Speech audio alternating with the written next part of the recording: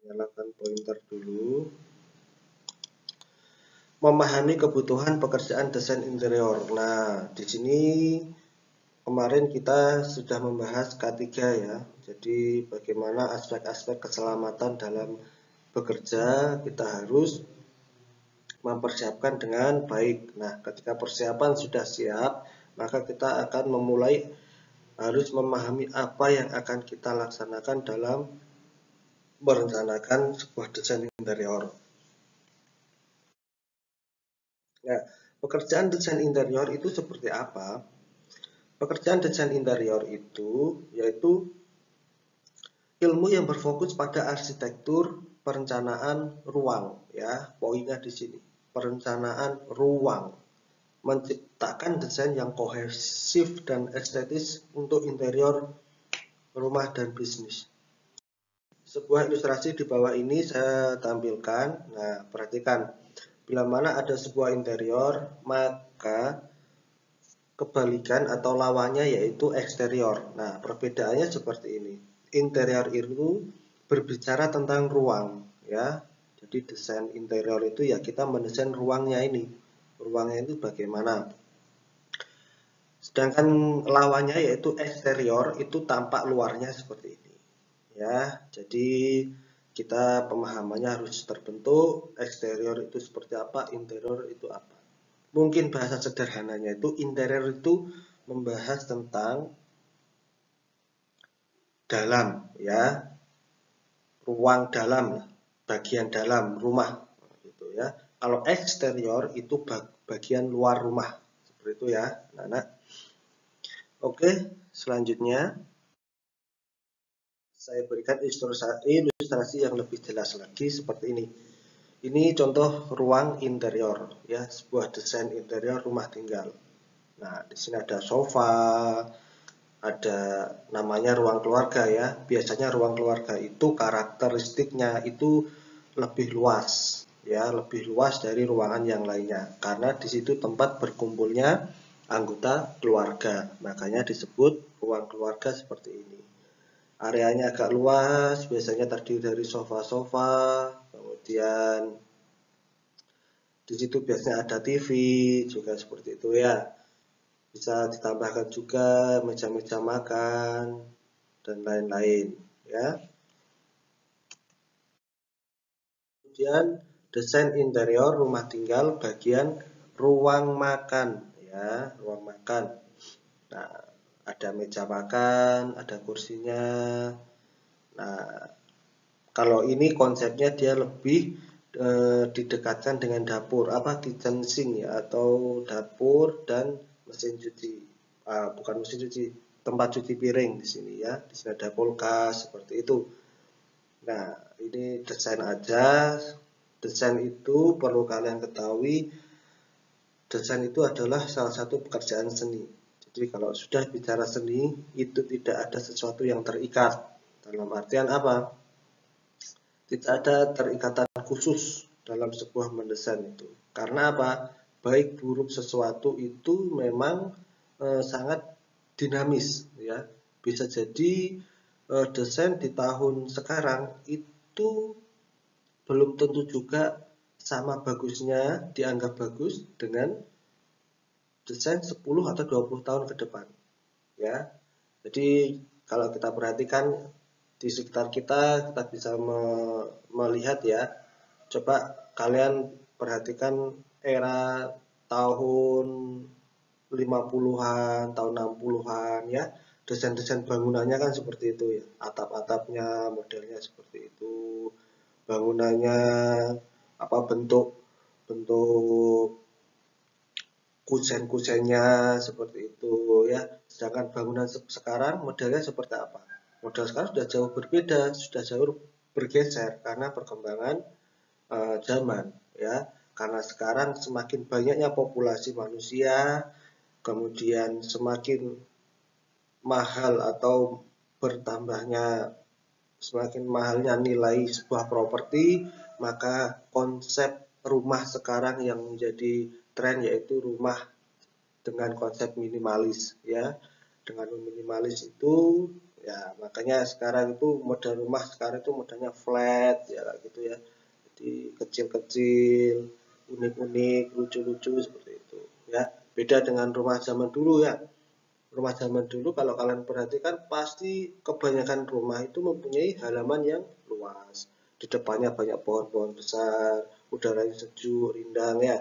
Batas antara rumah satu dengan rumah yang lain itu biasanya masih sangat lumayan panjang, lumayan jauh ya. Beda lagi kalau dengan kondisi sekarang. Itu. Ke desain dapur ya, desain dapur seperti ini. Ada ini namanya eh, kitchen set ya, kitchen set seperti ini. Biasanya kita bisa pesan di tukang furnitur. Bisa terbentuk dari material-material multiplex. Ada juga yang dari kayu, ya bermacam-macam seperti ini. Di dapur minimalis ya. Jadi kalau dikategorikan dalam sebuah rumah itu ruangannya itu terbagi menjadi beberapa kondisi ya. Kalau seperti dapur ini termasuk area basah, semi basah. Artinya apa? Di situ mengandung atau terdapat air ya. Kemudian kamar mandi itu juga ada disebut area basah gitu ya. Nah, fungsinya apa? Nah, fungsinya itu nanti ke depan dalam kita merencanakan sebuah tata ruang di rumah, maka area-area basah ini perlu perhatian khusus ya. Perhatian khususnya seperti apa? Ya, karena kondisi basah biasanya ruangan yang bergandengan atau berdampingan dengan ruang area basah itu biasanya dindingnya sering merembes ya, sering berjamur, catnya sering melopas dan sebagainya. Nah, treatmentnya seperti apa? Nah, itu nanti aja ya. Kalau kita di kesempatan lain aja. Kita di sini fokus ke desain interiornya ya, seperti ini. Ada kamar tidur. Ya, kamar tidur desainnya sangat variatif juga.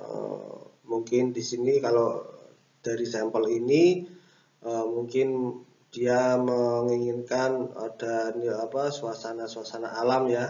Jadi dengan eh, bukaan atau openingan atau jendela ventilasi yang cukup luas sehingga udaranya segar. Di sini juga dikasih tanaman-tanaman. Nah, ya, apakah ini pantas ya? Sah-sah saja, pantas saja ya. Karena kembali lagi desain itu sifatnya tidak terikat ya. Siapa yang memiliki konsep, siapa yang memiliki uang, dana ya serah-serah mereka ya mau mendesain seperti apa. Di sini ada area basah yaitu toilet ya. Di sini model toilet zaman sekarang ya. Ada apa namanya wastafelnya dan ada toilet duduk. Kemudian mandinya pakai shower. Jadi di sini tidak ada bak mandi ya. Jadi kalian kalau mandi sudah nggak pakai gayung. Biasanya kamar mandi ukuran seperti ini membutuhkan ruangan sekitar 2 meter ya lebarnya. 2 kali 2 itu sudah cukup, bisa dibuat seperti ini. Beda kalau kamar mandi dengan ada bathtubnya atau baknya itu beda lagi nanti. Kalau ini dikasih bak, ya masih muat sih, cuma baknya juga nggak bisa terlalu besar. Ada wastafel di sini ya, cuci mulut, cuci tangan, gosok gigi seperti itu ya. Apakah bisa dibuat lebih minimalis? Bisa. Biasanya di sini tidak ada wastafelnya, cuma ada kloset aja sama shower ini ukurannya kalau lahannya sempit biasanya dibuat lebih kecil lagi ukuran 1,5 meter gitu ya. Bagus seperti ini. Nah, ini sebagai salah satu inspirasi nanti kalian harapannya bisa mendesain seperti ini ya. Ini dindingnya dilapisi keramik-keramik setengah badan ya, terus atasnya dikasih kisi-kisi. Nah, seperti itu. Karena ini area basah, nah, salah satu contoh treatmentnya itu biasanya area seperti ini kita harus kasih waterproof yang lebih ya. supaya dinding itu tidak merembes. Kalau misalkan toilet ini posisinya di lantai 2, nah, di lantai ini di bawahnya keramik itu harus ekstra perhatian untuk memberikan waterproof yang lebih banyak ya. Kita harus kalau bisa nggak usah nanggung-nanggung, cari yang waterproof kualitasnya yang paling bagus. Atau kalau enggak, kalian pasang waterproofnya itu 2 kali ya, 2 lapis biar aman. Biasanya di area-area afur itu yang paling riskan. Kalau nggak gitu, nggak sedikit ya, kamar mandi lantai 2 itu bocor. Padahal bangunannya beton, kok bisa bocor. Nah, itulah ya, itu pengalaman-pengalaman di lapangan, sehingga kalian seorang perencana nanti harus benar-benar merencanakan dengan baik. Kalau ini kita bicara di luar rumah ya, jadi namanya desain interior itu sifatnya sangat luas, maka tidak menutup kemungkinan tempat-tempat umum, tempat ibadah seperti ini menjadi salah satu konsep yang harus kalian pahami. Saya berharap nanti suatu saat kalian dapat proyek-proyek besar ya, seperti masjid atau kantor apa ya, seperti yang besar-besar, sehingga eh, kalian belajarnya tidak sebatas untuk mempelajari rumah saja, tetapi juga bangunan-bangunan yang ada di luar sana ya. Bangunan seperti ini, ya. Ini interior sebuah masjid ya, dia mengedepankan banyak ornamen-ornamen seperti ini, dia main lighting, lampu-lampu seperti ini ya. Ada pilar-pilar besar ya, biasanya ini dilapisi marmer ya biar bagus. Penutup lantainya ini bisa marmer, bisa granit, bisa keramik ya, tergantung keinginannya dari pemiliknya seperti itu. Plafonnya sekarang bahan plafon itu macam-macam ya, sekarang lagi trending itu bahan plafon PVC, itu sekarang lagi in, banyak yang pesan modelnya bisa dibentuk-bentuk seperti itu ya. Kalau ini apa? Ini maaf ya, tadi masih ada gambar toilet di sini. Nah, nanti anggap aja tidak ada ya, tadi Bapak kurang salah menempatkan. Nah, ini kita bicara tentang gereja ya, jadi gereja seperti ini. Nah, maksud saya apa?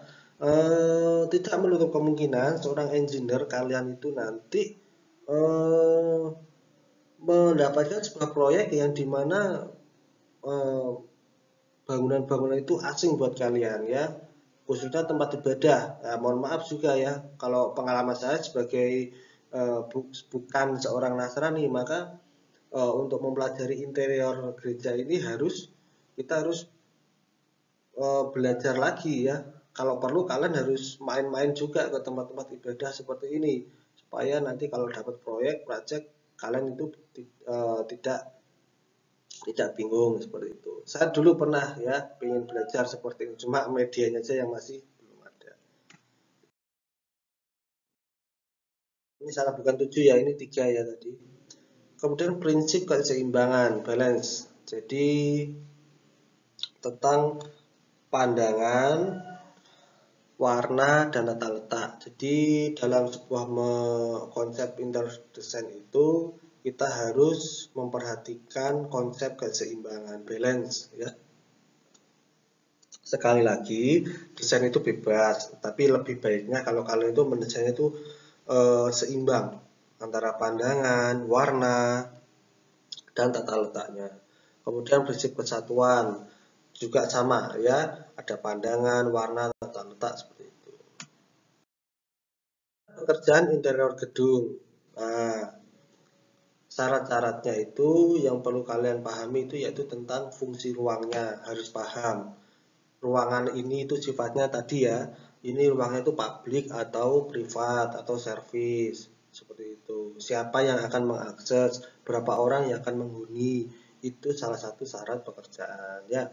Kemudian estetika itu apa? Estetika itu tentang keindahan. Jadi kalian harus memperhatikan bagaimana membuat rumah atau membuat gedung itu tampak selain nyaman juga indah ya, selain aman, indah, nyaman, itu sebuah keinginan dari perencanaan. Kemudian tidak lupa aspek keselamatan, itu yang paling penting ya, yang kita bahas di pertemuan kemarin.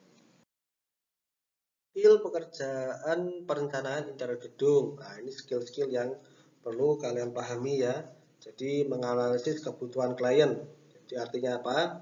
Nah, nanti kalau ada orang yang minta tolong untuk mendesainkan ke kalian harus tahu, harus paham. Jadi orang ini pengennya mau bangun apa, pengennya mau konsep seperti apa, mau rumah yang kecil, apa rumah yang besar, apa rumah yang rumahnya pengen yang kokoh, apa yang biasa saja, mau bikin rumah yang murah atau yang mewah, itu harus paham kalian ya. Membuat sketsanya, nah itu sudah skill mendasar juga ya. Otomatis kalau kalian seorang perencana harus tahu membuat sketsanya itu seperti apa, rumahnya di mana, halamannya berapa, jarak dari jalan raya itu berapa meter, nah itu kalian harus tahu. Mempertimbangkan aspek fungsi, estetika, keselamatan ya tadi ya. Kemudian memilih warna dan bahan furnitur, psikologi warna. Nah ini jadi ketika mengonsep sebuah interior, maka kita itu harus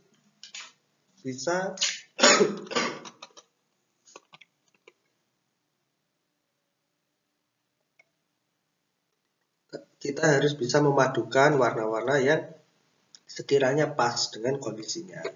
Contoh misalkan kalau atap ya, atap itu umumnya warnanya hitam ya kan. Kita bahasa interior aja ya. Nah interior ya, misalkan warna. Nah warna lantai itu biasanya kan terang seperti itu. Tapi kalau memang konsepnya itu dibuat untuk sesuatu yang mistis, apakah ada bangunan mistis? Ada. Nanti untuk bangunan-bangunan wisatawan ya, kamu mau membangun di tempat-tempat wisata ada ruangan dikonsep untuk rumah apa itu rumah misteri. Lantainya kan harus gelap, warnanya warna seperti itu. Biasanya hal-hal seperti itu menjadi skill mendasar nanti kalian ketika kalian nanti jadi seorang perencana interior.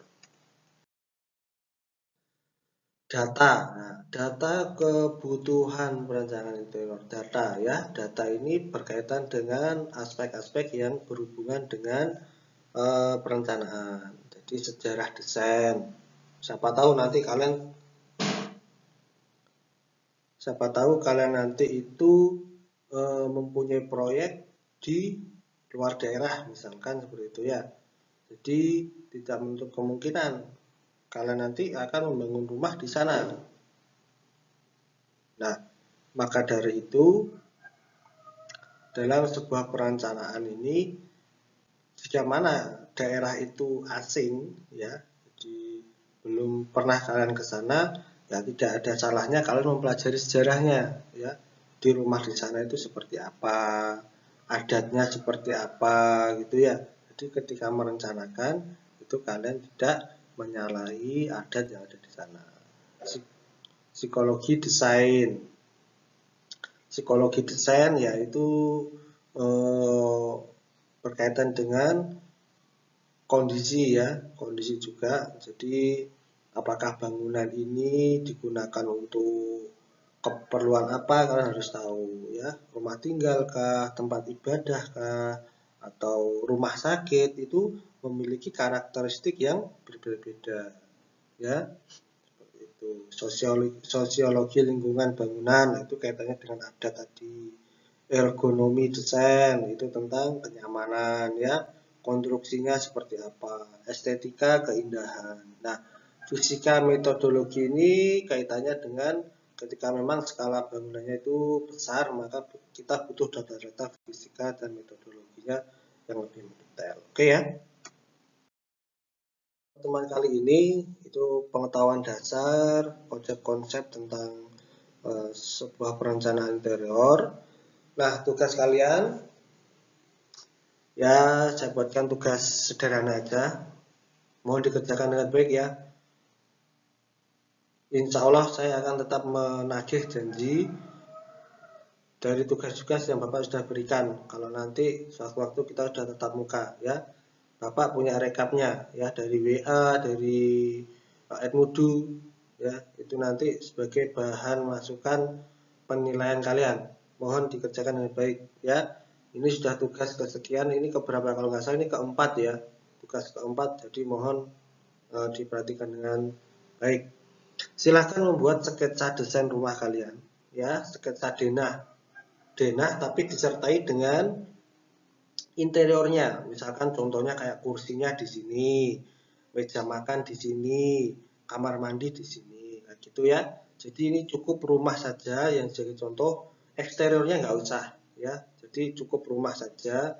Posisi pintunya di mana, tempat duduknya di mana, mungkin kalian bisa nambahkan TV-nya di sini, kulkasnya di sini gitu ya. Digambar sebaik mungkin, serapi mungkin, pakai penggaris biar rapi.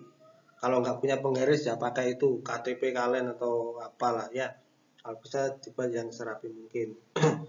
Dikasih keterangan tambah bagus lagi kayak gini, dikasih keterangan nggak apa-apa ya.